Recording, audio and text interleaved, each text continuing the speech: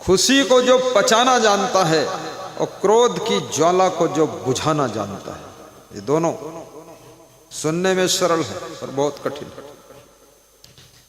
खुशियां पचती नहीं है और क्रोध की अग्नि बुझती नहीं है।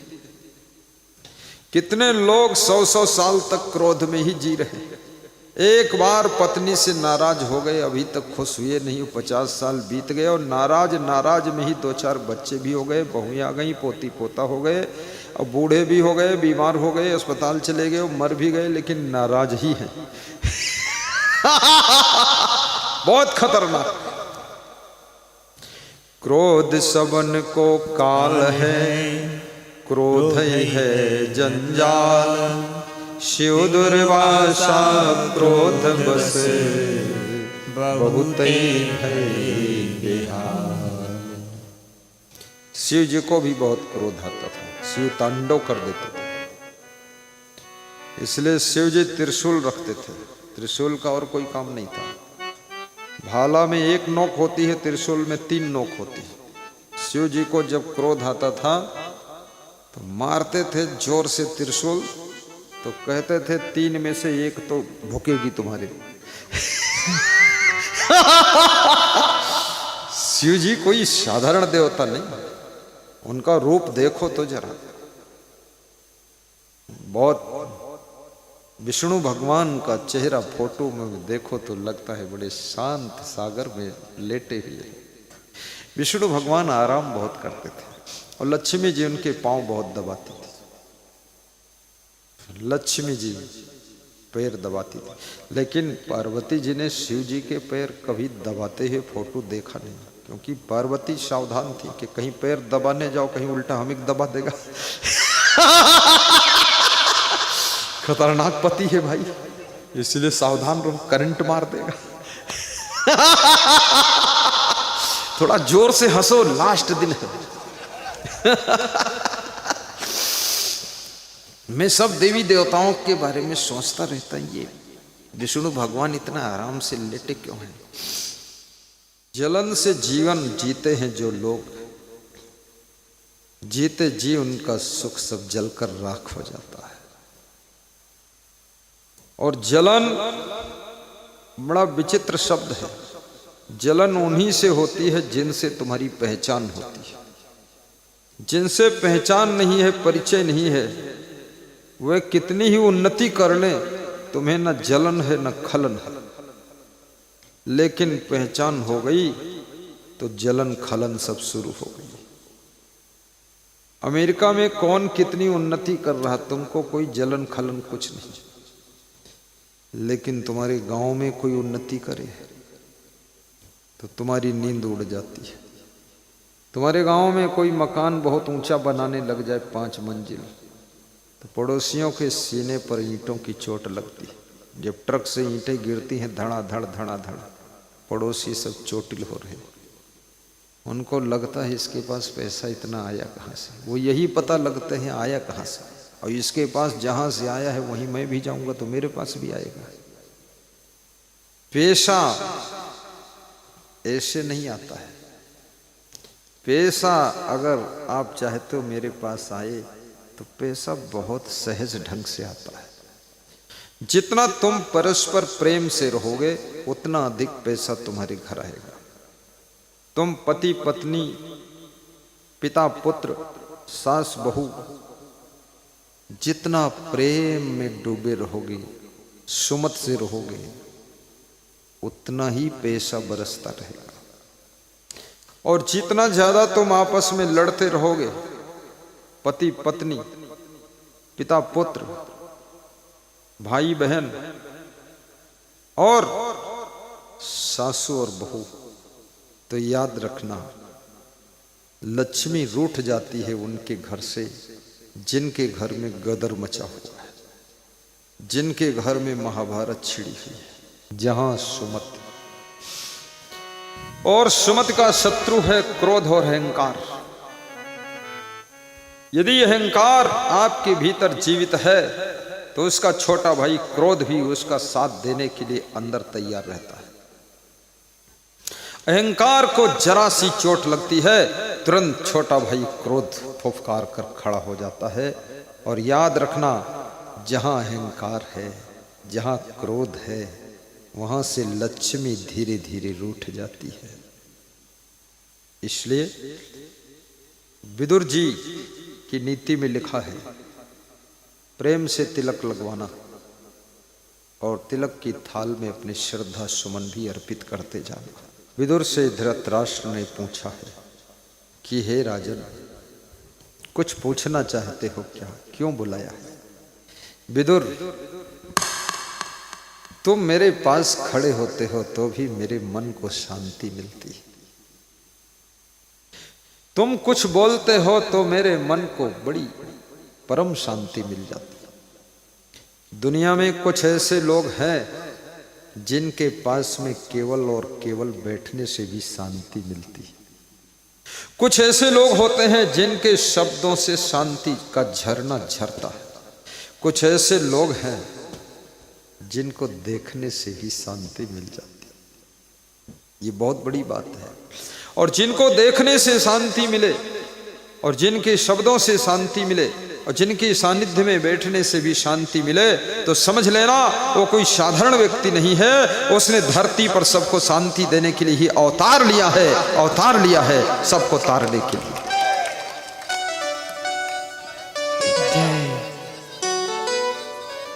जय सन्नियच्छति यो वेगम उत्थितम, सन्नियच्छति यो वेगम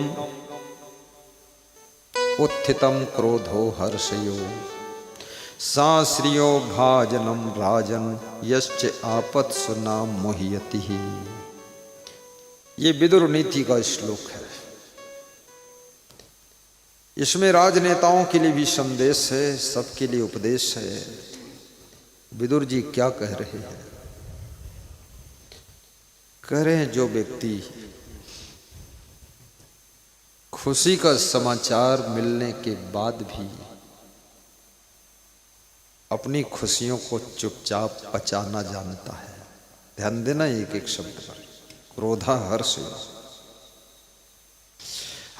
और जिस व्यक्ति को क्रोध आता है, गुस्सा आ गया किसी के ऊपर, गलती किया किसी ने, जोर से क्रोध आ गया, लेकिन फिर भी अपने अंदर उठे हुए क्रोध की अग्नि को जो बुझाना जानता है। दो बातें हो गई। मुझे एक आश्रम दान में मिला है लखनऊ में। उस आश्रम का नाम है अपना आश्रम, और जिन्होंने उसका निर्माण किया उनका नाम है श्री घनश्याम दास गुप्ता जी। उनकी पत्नी श्रीमती किरण गुप्ता। दोनों पति पत्नी बड़े त्यागी, दानी, निर्माणी और महान है। इतना बड़ा आश्रम दान दिया, करीब 10 करोड़ का होगा वो। लेकिन कभी भी मेरे से ये नहीं चाहा कि गुरुजी हमारा सम्मान करें, आदर करें या माला पहनाएं या हमारे पास बैठे हमसे बात करें, न मैं रूठ जाऊंगी, मैं पेड़ पे चढ़ जाऊंगी। ऐसा कुछ भी लफड़ा नहीं। और जब मैं जाता हूँ 99% उनका घर वहाँ से 20 किलोमीटर दूर है। 20-25 किलोमीटर से कार से आकर हमको सड़क पर रिसीव करेंगे और बाजा बजाते हुए गुरु का भजन बजाते हुए हाथ जोड़ कर बोले, आप तो भगवान हो गुरु जी, हमको तो भगवान मिल गए गुरु जी, वह सब शांति है, झंझट खत्म हो गई। बोले आश्रम ले लिया, मेरी उम्र बढ़ गई। मैं सोचता किसको तो नालायक बर्बाद कर देगा आश्रम को। बोले हमको अच्छे गुरु मिल गए, नहीं तो यहाँ गंजेड़ी साधु सब गांजा पी के बर्बाद कर देता। बोले हमको भगवान मिल गए। 2 साल तक हमको देखते रहे, समझते रहे, परखते रहे। आश्रम देने के बाद भी 2 साल के बाद गुरु मंत्र लिया। बोले आश्रम देना एक बात है, लेकिन गुरु बनाने का मतलब होता है कि अब ये जीवन आपका है। गुरु बनाया तो उस आश्रम में भी ब्रह्मा जी की मूर्ति भी है और विष्णु भगवान की मूर्ति है और लक्ष्मी जी चरण दबा रही, बहुत बड़ी मूर्ति। दूसरी मंजिल पर ब्रह्मा विष्णु दूसरी मंजिल पर है और शंकर भगवान का नीचे मंदिर है। उनका स्पेशल मंदिर है, शंकर जी का बड़ा मंदिर। तो मैं मन में सोचा ये शंकर जी का मंदिर नीचे है, बड़ा है, अब ब्रह्मा जी दूसरी मंजिल पर ऊंचे 15 फीट ऊंचे हैं और विष्णु भगवान भी ऊंचे, मामला क्या है। तो बात समझ में आई कि विष्णु भगवान और ब्रह्मा जी ये तीनों भाई तो थे, लेकिन थोड़ा शिव जी से दूरी बनाकर वो भी रहते थे क्योंकि पता नहीं कब दिमाग गर्म हो जाए, तांडव कर दे। हाँ, कुछ नहीं तो डमरू मार दे खोपड़ी हमारे दो भगवान बहुत जबरदस्त है, एक तो हनुमान जी और दूसरे शंकर जी। बाकी भगवान तो शांति से रहते हैं। तो विष्णु भगवान की मूर्ति वहां पर है जहां पर मैं अपने जब कमरे के बाहर हाल में दर्शन देता हूं तो उनका दर्शन मुझे होता है, हमेशा नजर पड़ती है। और शिव मंदिर में जब ठान कर जाओ तभी पहुंचोगे, लेकिन वो सब तो मैं देखता हूं विष्णु भगवान बहुत आराम से विश्राम कर रहे हैं और लक्ष्मी जी चरण दबा रही है। तो मैंने सोचा जिसको विष्णु भगवान जैसी भार्या मिल गई, लक्ष्मी का रूप, और जिस नारी को विष्णु भगवान जैसे पति मिल गए तो दोनों जिंदगी भर आराम से रहते हैं, कोई हलचल नहीं, कोई चंचल नहीं, कोई दुख नहीं। भगवान से सीखो, सभी भगवान के गले में माला है, लेकिन इंसान के गले में माला नहीं। बहुत से लोग ऐसे हैं जिनके गले में माला ही नहीं, वे माल के पीछे इतना पागल है कि माला वाला सब इधर उधर हो गया। कंठी माला कुछ है ही नहीं, गुरु मंत्र लिया ही नहीं, और इरादा है कि मरने से एक दिन पहले गुरु मंत्र सुन लूंगा। ये जिंदगी भर कौन 20 साल तक भक्ति करे, गुरु गुरु जपे, और कौन राम राम जपे, कौन माला फेरे। जब मरना होगा एक दिन पहले गुरु बना लूंगा और रात भर में फटाफट मर जाऊंगा, पार हो जाऊंगा। इतना गुरु को 10 साल तक कौन ढोएगा। अपन तो फट से काम करेंगे, निकल जाएंगे। लेकिन नहीं, अंत राम मुख आवत नहीं। जिंदगी अभ्यास से प्रभावित होती है।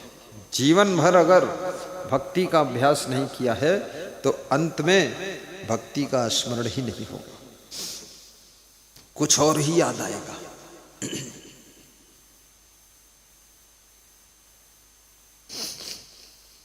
कबीर साहब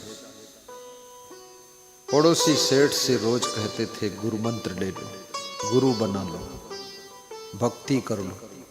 तो सेठ कहता था मेरे को टाइम नहीं, समय नहीं, मैं बहुत बिजी हूं, मेरा इतना बड़ा धंधा है, ये गुरु उरु और भक्ति वक्ति मेरे बस की बात नहीं। कितने लोग गुरु को कहते गुरु उरु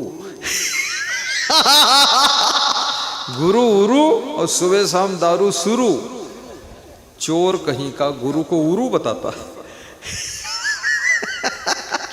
भगति वगति बताते।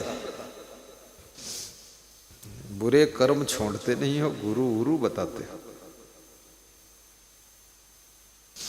जितना ज्यादा तुम्हारा मन चंचल होकर बुराइयों में फंसा होगा उतना ज्यादा तुम भक्ति से दूर रहोगे, क्योंकि भक्ति मन की मृत्यु का साधन है। भक्ति मन को धीरे धीरे मार देती है। भक्ति धीरे धीरे मन को शांत कर देती है। इसलिए भक्ति से मन दूर रहना चाहता है। मन सोचता है कि भक्ति करोगे, अरे तब तो ये भक्ति के प्रभाव से बिल्कुल सिंपल शांति से रहना है। तो भक्ति से मन दूर कर देता है तुम, कि भक्ति से दूर रहो ताकि मैं जिंदा रहूं। ये चंचल मन जीवित रहने के लिए भक्ति से दूर रहना चाहता है, लेकिन समझदार आत्मा इस मन को जबरदस्ती भक्ति की गंगा में स्नान कराता है, और फिर मन जब निर्मल हो जाता है तो मन ही में गंगा, मन ही में जमुना, मन ही में गंगा। गाइए बहादुर सिंह, खड़े हो जाए करो बहादुर सिंह। ये भी बहुत विचित्र भक्त मेरा है। इसने एक बार मौन साध लिया, बोला जब तक गुरु आएगा नहीं बोलूंगा ही। 6 महीने हो गए, साल भर हो गए, मेरे को तो पता ही नहीं था वो मौन साधे बैठा। तो अपनी पत्नी के साथ आए, बताया लोगों ने मौन है, जब तक तुम चलोगे नहीं तब तक ये बोलेगा नहीं। तो मैंने कहा कितनी दूर है? तो लोगों ने बताया पास में ही है, बगल में ही है। तो मैं कहा चलो भाई, कम से कम इसका मौन टूटे। मैं गया तो उसकी बगल भी 40 किलोमीटर दूर थी। उसकी बगल में पहुंचते पहुंचते मेरी बगल ठिकाने आ गई। तो हमने कहा अरे भाई ये तो इसका तो मौन तोड़ा। 2, 4, 5 साल चलता रहा ठीक ठाक, फिर मौन साध लिया, फिर बोलना बंद। तो कुंभ मेला प्रयाग पहुंचे, बोले बोलूंगा नहीं, बस ऐसे करता था। तो मैंने कही क्या मुंह फैलाते? तो उसकी पत्नी ने कहा इनका संकल्प है जब तक तुम प्रोग्राम नहीं करोगे इनके गांव में तब तक ये नहीं बोलेंगे। तो हमने कहा ये आदमी थोड़ा ऊट पटांग दिखता है, प्रोग्राम करने जाऊं ये कहीं भाग गया तो मैं क्या करूंगा?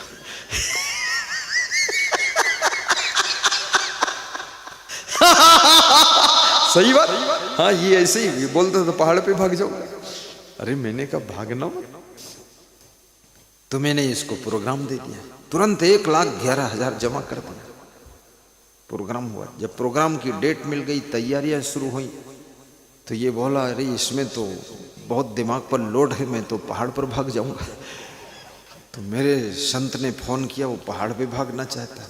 तो मैंने कहा वो तो भाग जाएगा पर मैं कहाँ भाग जाऊंगा, क्योंकि पोस्टर चिपक गए, होर्डिंग लग गए।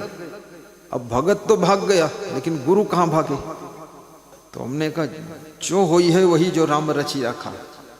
तो मैं मंत्र पढ़ा तो उसका दिमाग शांत हुआ और उसने जो है भागा नहीं। फिर एक एक पैसा सब इकट्ठा करके और सब प्रोग्राम इतना अच्छा किया, आलीशान किया, कुछ पूछो मत। ये बहादुर सिंह है, ये राजपूत का बालक। मैं परसों इन्हीं के घर से आया था और कल ये फिर पीछे पीछे आ गया। तो मैंने कहा दिमाग उमाग तो नहीं फेल हो गया जो पूरे अशोकनगर जिले में बदनाम हो जाऊं कि उसका तो गुरु ने दिमाग फेल कर दिया।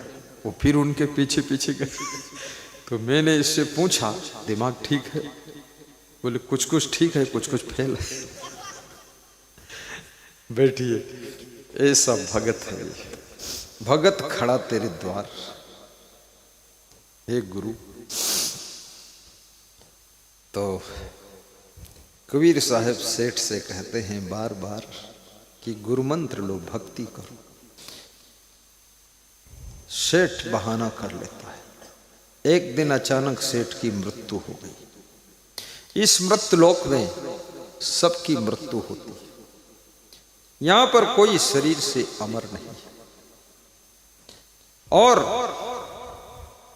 इस जीवन में जहां तुम हो, इससे पहले भी तुम कहीं थे, और उससे पहले भी कहीं थे, और उससे पहले भी कहीं थे।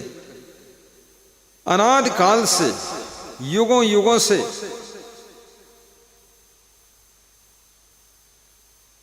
तुम्हारा जन्म मरण होता चला आ रहा है। और इस जीवन को छोड़कर फिर तुम कहीं जन्म लोगे। नाना खेड़ी लो चाहे मामा खेड़ी जन्म लो, पर कहीं लोगे। अब की नाना खेड़ी हो, अगली बार जीजा खेड़ी में भेजूंगा। अब की मंडी द्वीप में हो, अगली बार घमंडी द्वीप में जाओगे।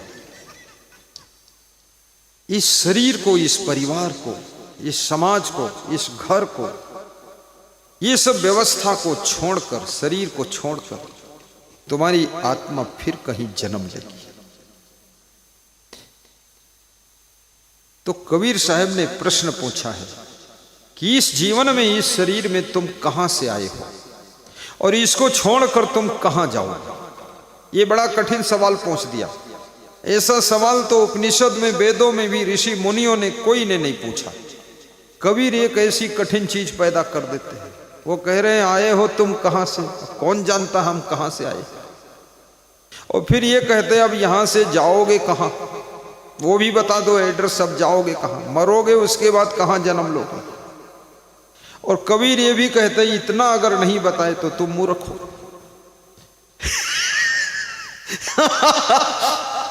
इतना तो दिल विचार लो। हाँ बोलो जय बोलो, हाँ बोलो। वो मेरा भक्त है, नित्यदानी भक्त है, नित्यदानी। जय जय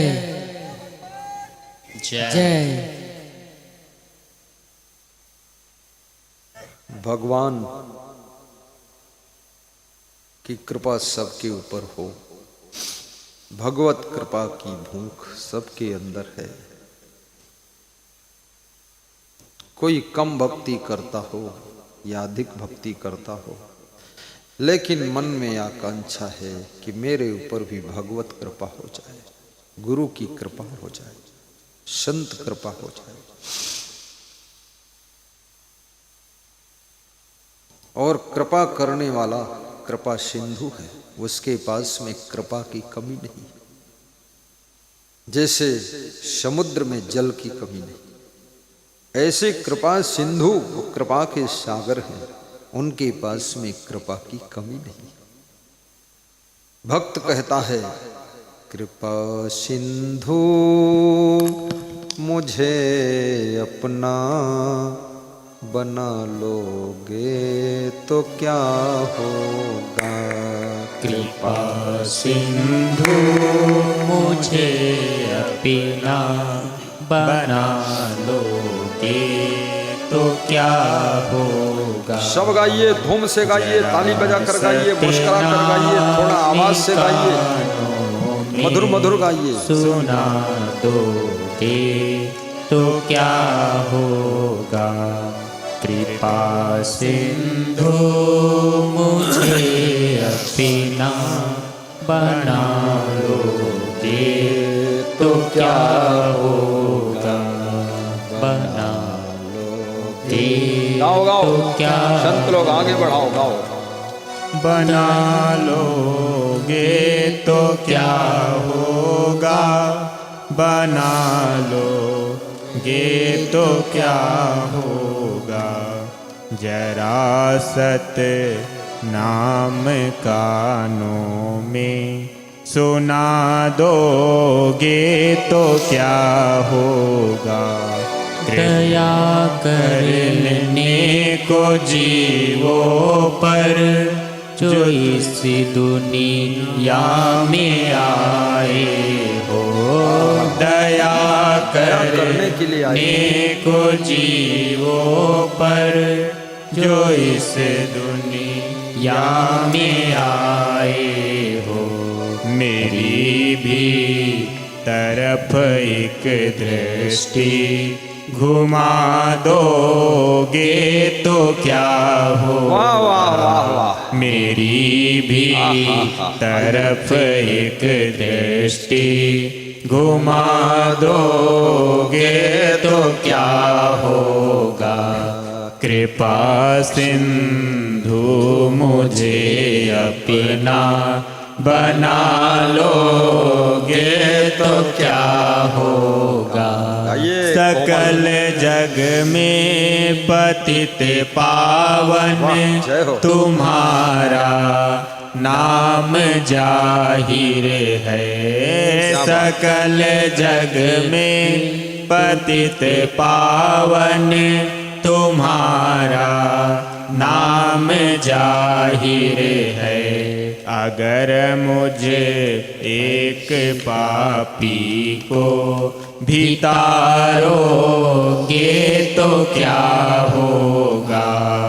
अगर मुझे एक पापी को भी तारोगे तो क्या होगा। कृपा सिंधु मुझे अपना बना लोगे तो क्या होगा। अखंडित ज्ञान की धारा बरस ये है रही पावन अखंडित ज्ञान की धारा बरस ये रही पावन प्रबल त्रेताप की अग्नि बुझा दोगे तो क्या होगा। बहुत सुंदर है। प्रबल त्रेताप की अग्नि बुझा दोगे तो क्या होगा। कृपा सिंधु मुझे अपना बना लोगे तो क्या होगा। पड़ी है आए अब मेरी प्रभु भव धार में नैया। पड़ी है आए अब मेरी प्रभु भव धार में नैया। खिवैया बन किनारे पर लगा दोगे तो क्या होगा।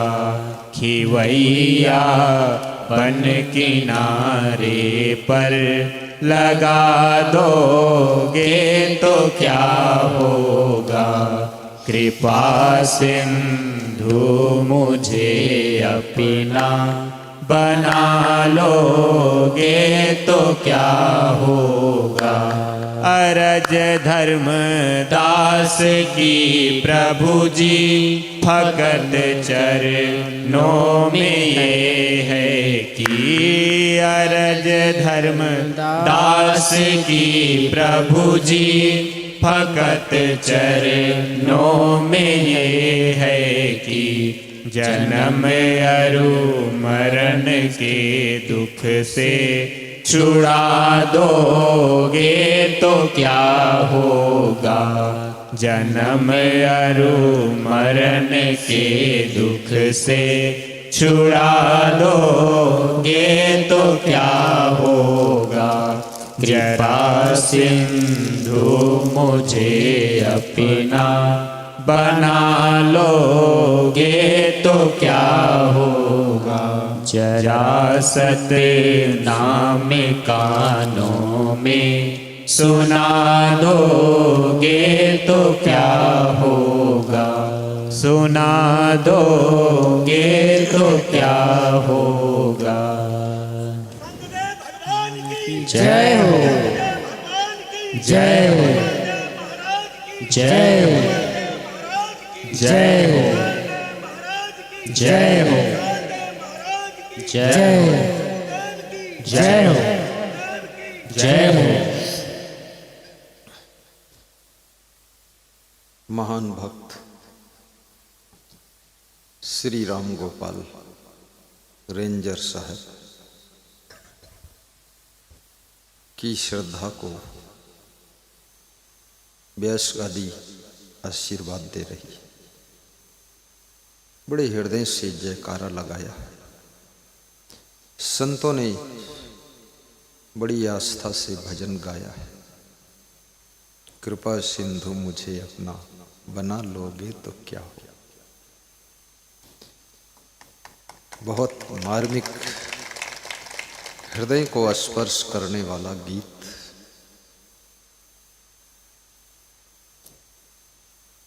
वास्तव में इस संसार में हर व्यक्ति को किसी न किसी को अपना बनाना पड़ता है। किसी न किसी को अपनाना पड़ता है। किसी न किसी के होके जीना पड़ता है।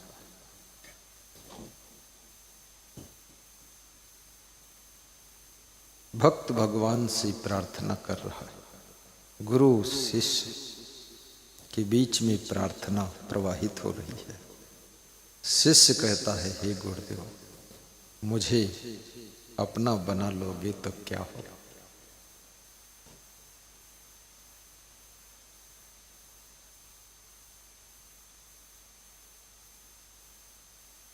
भक्ति का बड़ा ऊंचा स्थान है। भक्ति आपको बहुत सी बीमारियों से भी बचाती है। दिल्ली के बहुत बड़े बिल्डर सीताराम गोयल हिमाचल डिस्ट्रिक्ट नाहन में जाकर कुछ जमीन खरीदकर छोटा आश्रम बनाकर रहते थे।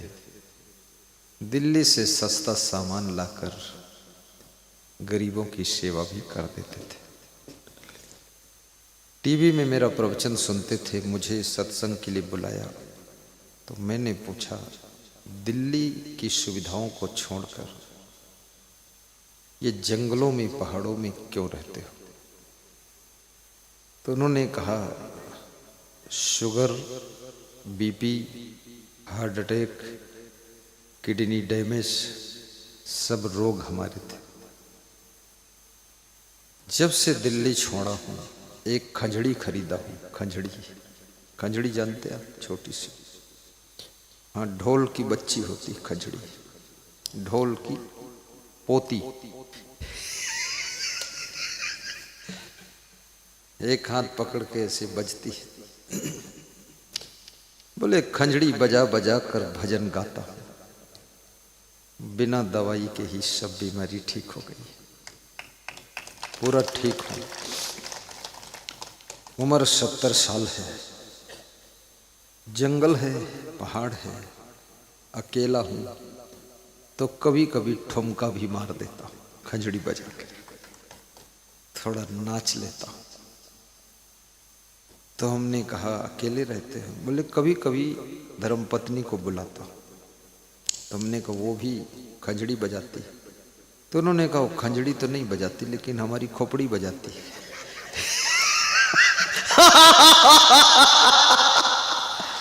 तो मैंने कहा इसका मतलब क्या हुआ?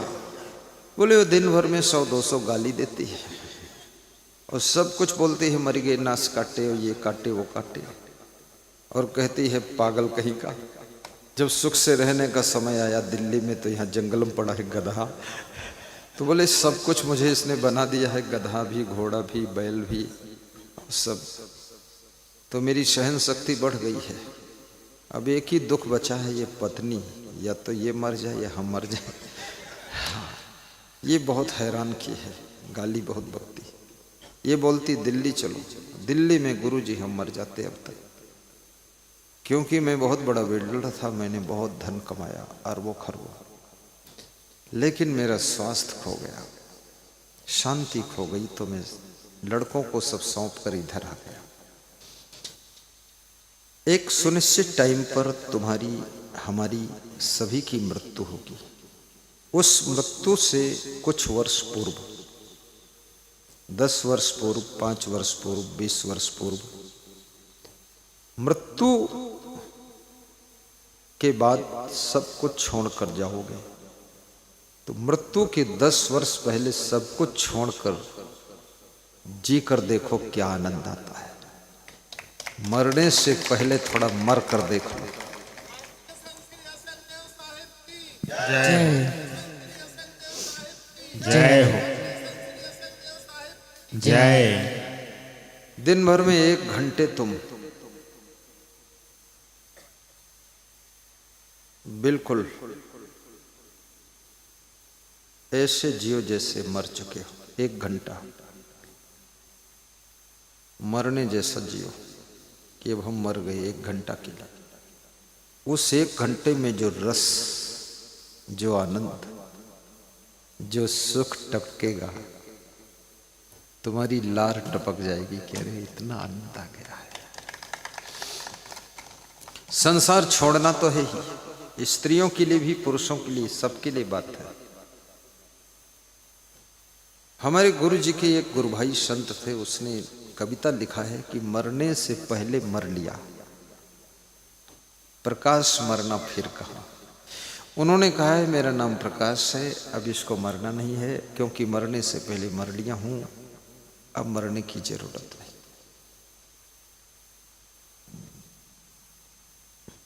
महीने में 1 दिन मरे हुए जैसे जियो। देखो कितना फ्री माइंड होगा, सारी टेंशन खत्म और मुस्कुराते ही रहोगे। मुर्दा नहीं मुस्कुराता है, लेकिन तुम मुस्कुराओगे क्योंकि तुम मरे हुए जैसे जी रहे हो, लेकिन मरे नहीं हो, जीवित हो। तुम केवल मरने का एक अनुभव कर रहे हो। न मरे हो न मरोगे भी, और मरने दूंगा भी नहीं। अभी काम भी है तुम्हारे पास, थोड़ा परिवार की जिम्मेदारियां हैं, बेटी का विवाह है, थोड़ा बच्चों को स्टैंड करना है, थोड़ा तुमको पत्नी को सहारा भी देना है, थोड़ा सा कार्य बाकी है। इसलिए अभी मरना भी नहीं और भागना भी नहीं, लेकिन महीने में एक दिन मरे हुए जैसे जीना है। बस एक दिन का अनुभव करिए, फिर देखिए। लेकिन वो दिन, जिस दिन तुम ये अनुभव करो मृत्यु का अनुभव, उस दिन पत्नी न करे, उस दिन वो जीवित जैसे रहे, क्योंकि किसी को तो तिकड़म संभालना पड़ेगा। दोनों मरे हुए जैसे हो जाओगे तो और चौपट हो जाएगी। तो आपस में सलाह कर लो, टाइमिंग सेट कर लो, तू किस दिन मरेगी, मैं किस दिन मरने का अनुभव करूंगा। शांत रहो, खुश रहो, सिर्फ एक दिन आनंद लीजिए आप। सोने से पहले जिनको नींद नहीं आती, उनकी सबसे बड़ी मेडिसिन है, सोने से पहले ये सोच लो कि यदि मैं आज मर जाता तो क्या होता, यदि मैं सुबह मर गया होता तो क्या होता, यदि मेरी लाश मरी पड़ी होती तो क्या होता। तो कौन सोचता, कौन चिंता करता, कौन टेंशन करता, कौन तिकड़म करता, कौन जागता। इसलिए मैं 8 घंटे के लिए मरने जा रहा हूं, सोने जा रहा हूं, 8 घंटे दुनिया से बाहर निकलने जा रहा हूं, 8 घंटे के लिए म्यान से तलवार बाहर खींचने जा रहा हूं, और सो जाइए। इस सभा के अंदर भी बहुत से लोग बैठे हैं जिनको नींद ही नहीं आती है। बहुत सी महिलाएं हैं, उनके चेहरे से मैं समझ गया इनको ठीक से नींद नहीं आती है। बड़े दुख की बात है। बिस्तर इकट्ठा करने के चक्कर में नींद गायब हो गई, भोजन इकट्ठा करने के चक्कर में भूख गायब हो गई, सुविधा के सामान इकट्ठा करने के चक्कर में सुख शांति गायब हो गई। डबल बेड तो आ गया, पर नींद सिंगल नहीं रह गई। अब नींद आती नहीं। डबल बेड बहुत अच्छा है, क्योंकि इधर उधर लुढ़कते रहो, गिरोगे तो नहीं। सिंगल बेड में गिर जाओगे 3 फीट में। डबल बेड इसीलिए लोगों ने बनाया है कि नींद तो आती नहीं है, तो करवट बदलते रहो बस। श्री राम, दाहिने जब करवट लो कहो श्री राम, और बाएं करवट लो तो कहो श्री घनश्याम, और बीच में लेटो मुंह ऊपर करके तो कह दो राधे श्याम।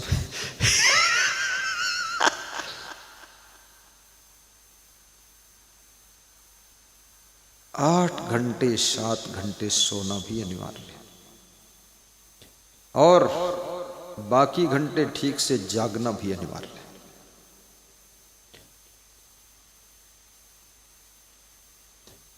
कर्म करने के लिए कृष्ण कहते हैं कि जो कर्म नहीं करता है उस भक्त को मैं पसंद नहीं करता। श्री कृष्ण का वचन है कि अर्जुन, अनाश्रिता कर्म फलम कर्म कार्यम करोति यः सः सन्यासी च योगी न च निर्गुणी न च अक्रिया। भगवान कहते हैं युक्त चेष्टस्य कर्मसु, कर्म के बिना तुम्हारा जीवन, सांस तो चल रही लेकिन आस मर चुकी है। इसलिए सत्कर्म करो, दुष्कर्म नहीं, सत्कर्म। मैथिली शरण गुप्त राष्ट्र कवि हुए हैं, उन्होंने लिखा है, नर हो न निराश करो मन को, कुछ काम करो, कुछ काम करो, जग में रहकर कुछ नाम करो, और थक जाओ तो आराम करो, और सुबह शाम भगवान का नाम करो थोड़ा। कितने लोगों को तो गुरु की भी याद भूल जाती है, भगवान भी भूल जाते हैं, इतना माया मोह जकड़ लिया है। राम तेरी माया द्वंद मचा रही है। कबीर जैसे संत को ये गाना पड़ा कि राम तेरी माया द्वंद मचावे, और इस द्वंद में सभी लोग फंस गए। यदि तुम बीड़ी पीते हो तो समझ लो ये माया का ही द्वंद है, सिगरेट पीते हो, गाली बकते हो, ये माया का द्वंद है। यदि तुम बहुत क्रोध करते हो, अभिमान करते हो, बहुत लालच अंदर भरा हुआ है, ये माया का ही द्वंद है। लालच भी छोड़ो, किसके लिए लालच करोगे? लालच करोगे तो भी उतना ही मिलेगा जितना तुम्हारे कर्म और किस्मत में है, और लालच नहीं करोगे तो भी उतना ही मिलेगा जितना कर्म किस्मत में है। इसलिए लालच करके मन को पापी क्यों बनाते हो? लोभ मुक्त हो करके जगत में निष्काम कर्म करते हुए फल को प्राप्त कीजिए और मुस्कुरा कर जिंदगी जी लीजिए। जय जय।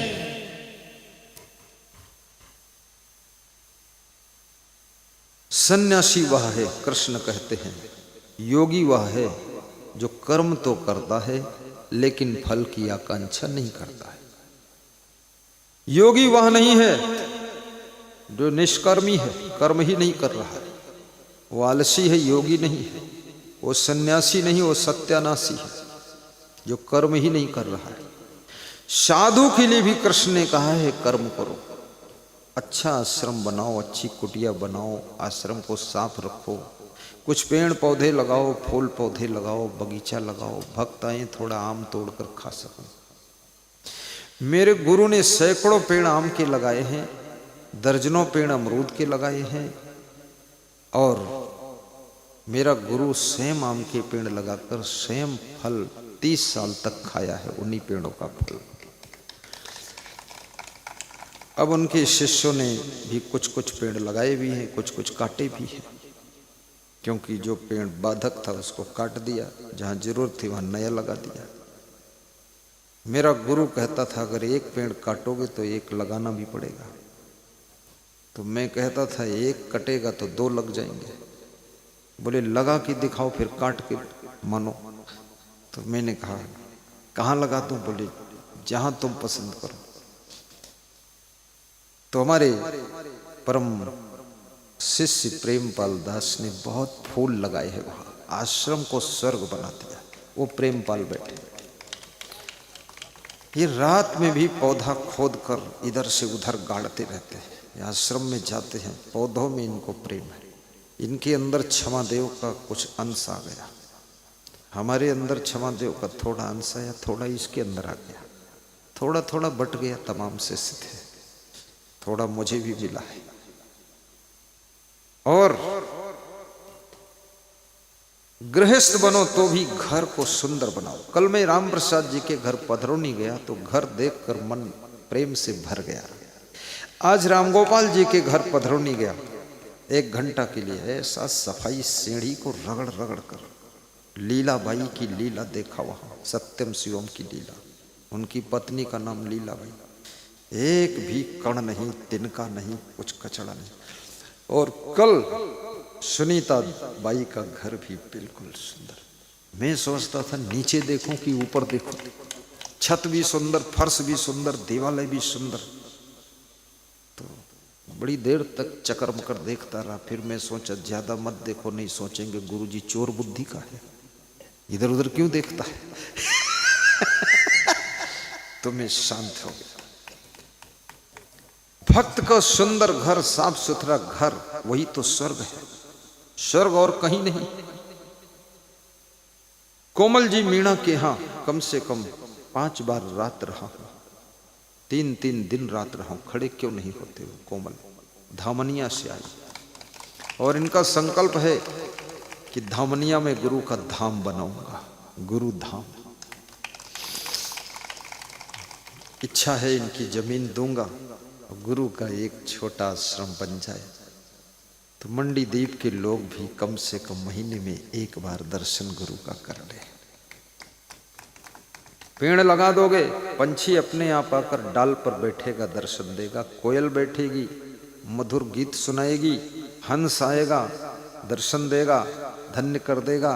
आश्रम बनेगा तो गुरु भी पंछी की तरह आकर आश्रम में तुमको दर्शन देगा।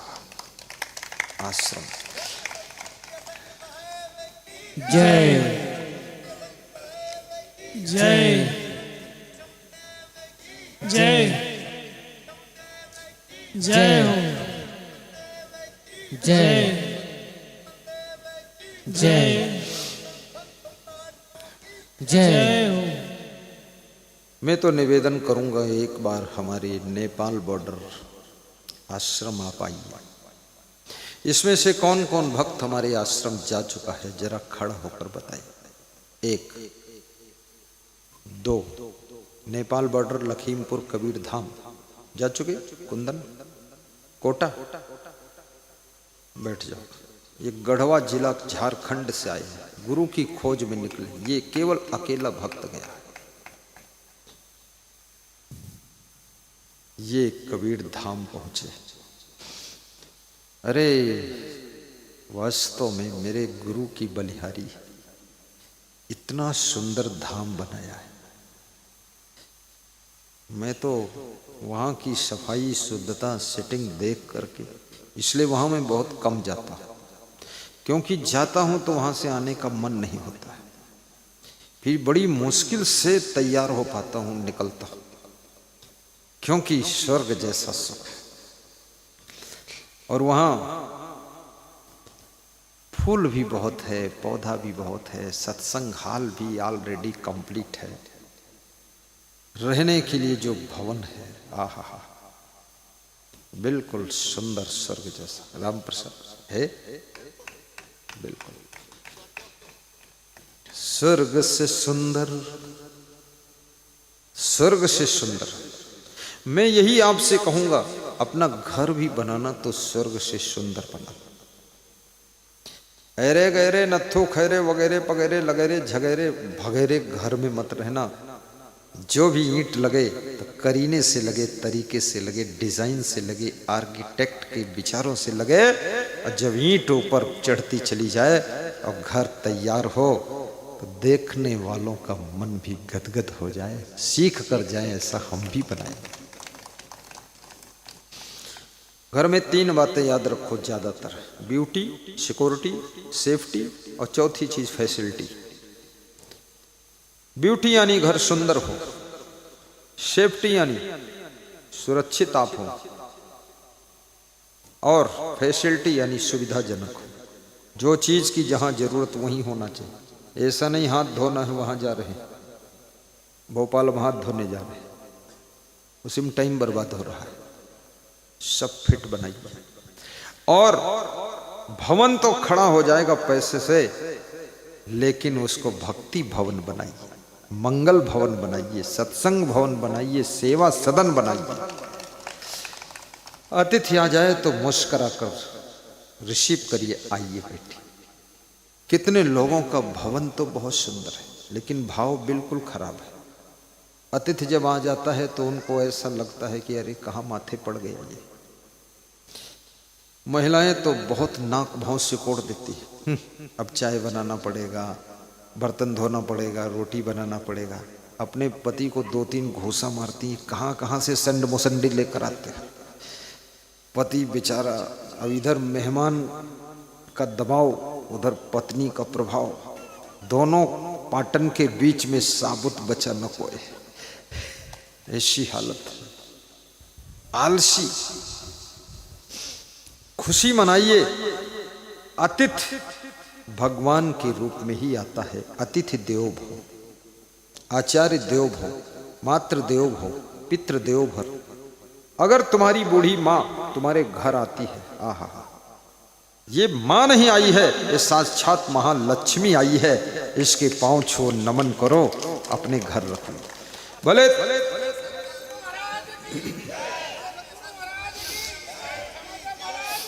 जय जय।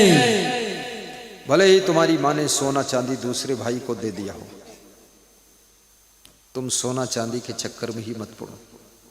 तुम्हारी जिंदगी ही सोना बन जाए। तुम अपना फर्ज निभाओ, कर्तव्य निभाओ, अपने बूढ़े माता पिता की सेवा।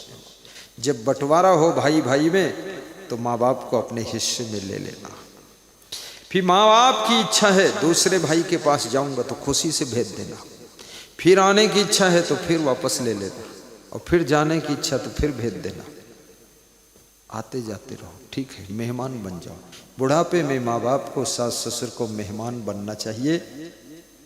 15 दिन इस बेटे के यहाँ रहो, 1 महीना उस बेटे का रहो, 2 महीना तीसरे बेटे के यहाँ रहो, फिर बेटी के यहाँ भी चले जाओ, 15 दिन वहाँ रहो। सब जगह माल छको, राउंड करते रहो, मेहमान बने रहो, आनंद आती रहे। हाँ, और जहाँ जाओ तो अपनी पेंशन से 2000 4000 दे भी दो। ऐसा नहीं कंजड़ सास ससुर बहुत खतरनाक। जब जाइए तो अपनी बहू को 10,000 की गड्डी थमाया। बहू बोली, बात ससुर जी फिर जल्दी आना। हाँ हाँ फिर आना। ये पैसे की बहुत बड़ी ताकत होती, तुमको क्या पता जी। लेकिन जब पैसा फेंकोगे तभी तो तमाशा देखोगे। लालच करोगे तो कोई ताकत नहीं इसमें। फिर तो सांप की कुंडली बनकर बचाते रहो पैसा।